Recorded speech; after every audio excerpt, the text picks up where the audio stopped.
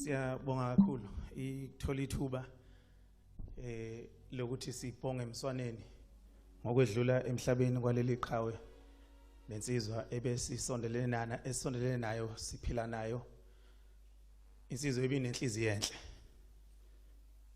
ngendlela eyisimanga uhlophe ubengenqeni ukuthi momxoxela inkinga yakho umbone sehlengezela inyembezi ekhala ngenxa ukuthi ubesuke ezolana nawe ngicela ukubingelela kakhulu abaphathi be-SABC baphathi bokhozi FM sibingelele baphathi bethu baphambilini Thabekhulu no Khabazela Gcwabe sibingelele iphathi mandla zikahulumeni ekhona sizwile phakathi kwethu kunemeya ngokuhlukana kwazo siyabingelela ku baba Mshengu ngiyambona meya senquthu ubaba Manzini meya semzwabantu na kuziphathi mandla eqhamuka emahhovisi ka hulumeni wesifundazwe njengoba zwilo baba uMahayi siyabingelela ngokukhulu kuyithoba nakubazali naba kwa Sihlophe siyabingelela kakhulu nabasekhaya mama siyabingelela nakuza kwethu bonke nabalaleli bonke abakhona phakathi kwethu nehambeli zonke sanibonani uhlophe ufikela ekhaya cishe bese ngineminyaka emithathu ngikhona efika insizwa nje yathi mifika kwalulu kuyijwayela sajwayela nangelanga nje qala ukumbona bafike belandelana nomroza cishe bebehlukaniswe izinyanga noma ezimbili noma ezintathu mangaphosisi kwabalulu kumjwayela ngangithanda ubuhlakani bakhe Sihlophe ubehlakaniphile ngendlela eyisimanga enobuchopho obusheshayo kulezi into esisebenza ngazo la ekhaya zobuchwepheshe okuningi thina besikufundiswa uyena uIrvin mina ukwenza ipromo cishe siqala kuba nalokho kuthiwa oproducer oza ukuthi labe sisebenzisana nabo njengoba sesenebe nje manje ngoba senebe bandla kuba khona koproducer kwenze senaba nje uyabona umusuku usebenza uvela uthi nje isandla ubeke lapha phambi kwakho uthi nje isandla ubeke kwi-microphone ubeke phambi kwakho awubenze senabo producer babe ngekho ke phambili cishe baqala kuba khona bekungabo 2010 mangaphosisi iqala nje indaba ka producer technical producer or content producer phambilini sasijuluka thina uhlophe wayesisiza mina ukwenza ipromo ngakufundiswa uIrvin ukuthi ipromo yenziwa kanjani ngendlela ayesuke eyimisela ngayo ubenganqeni ukuhlala la engasebenzi kodwa nje ebhekele wena eziqiniseko ukuthi into zakho zihamba kahle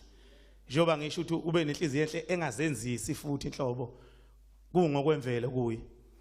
kuthe ngonyaka ka 2008 sixoxela nje ukuthi mina yazi Sihlophe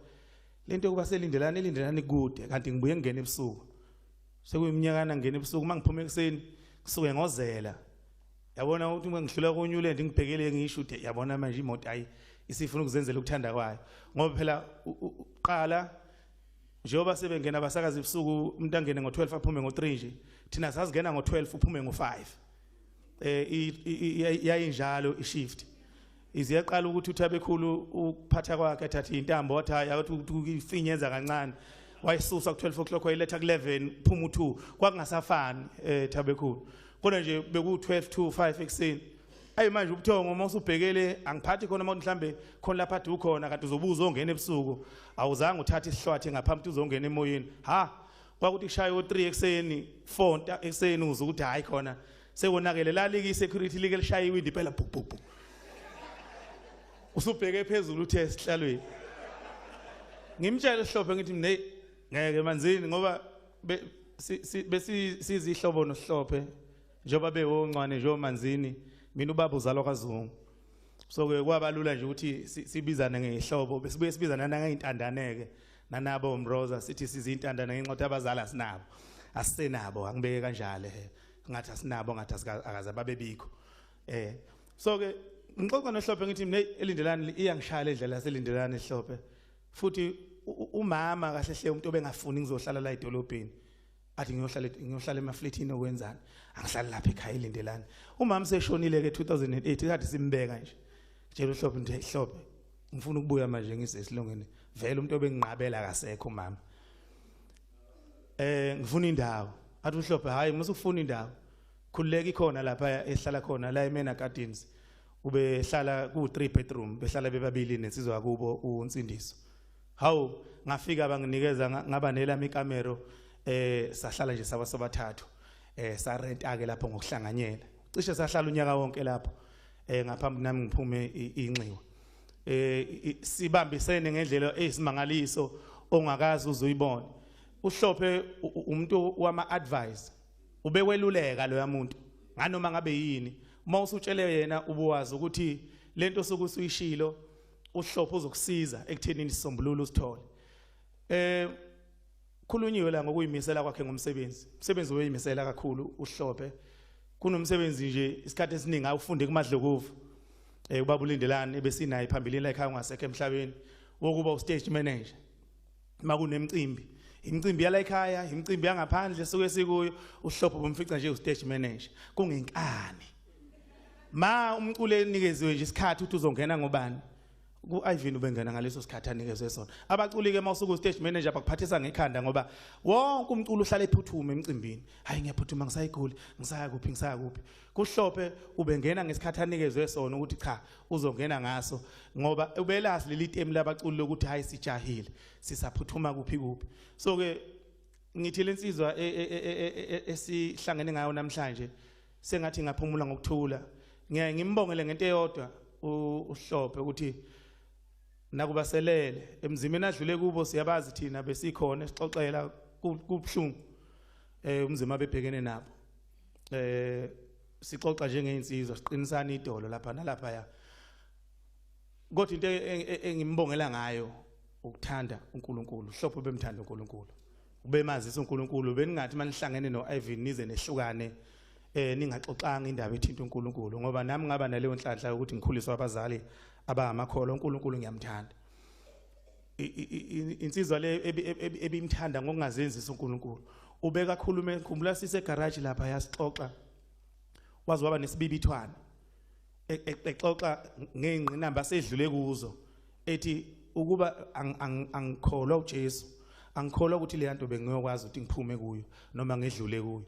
So insizwa le njengoba sibona abaculi nje bomculo wekholo becula la abaculi nje beculela umoya nje emoyeni baculela umuntu ngempela obemthanda uNkulunkulu. Ngicela ukuthi ngingabi mude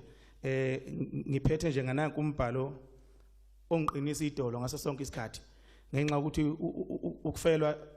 uyabona makuthiwa nifelwe ekhaya nize nikujwayele thina sasakujwayela kithi ngenxa ukuthi khako mama kwashona abantu nje omalume omamncane kwashona inqaba kudlula unyaka singcwabe kwazi kwavala ngomama abasizalayo. So ukududuzwa iBhayibheli ngakujwayela kakhulu. Umbhalo wabaseThesalonika abokuqala isahluko esesine ivesi elika 16 no 17 lo mbhalo uthi ngokuba inkosi uqobo iyokwehle ezulwini ngezwi lenhlokomo ngephimbo lengelosi enkulu nangicilongo likaNkulunkulu nabafileyo kuKristu baya kuvuka kuqala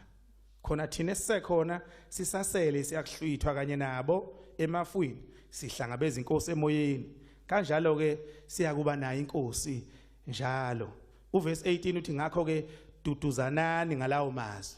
nakuba sikhala namhlanje kodwa ngenxa ukuthi usihlophe umuntu obethanda uNkulunkulu yileso sibusisa bekade enaso nanku umbhalo uyasho ukuthi mhla inkosi ibuya iqhamuke ezulwini ngenhlokomo eingelosi izihlokoma ungomunye wabantu abayovuka uhlophe bahlangabeza inkosi emafini ngoba yinto abeyikholelwa le ukuthi izokwenzeka. Ngiyathokoza kakhulu.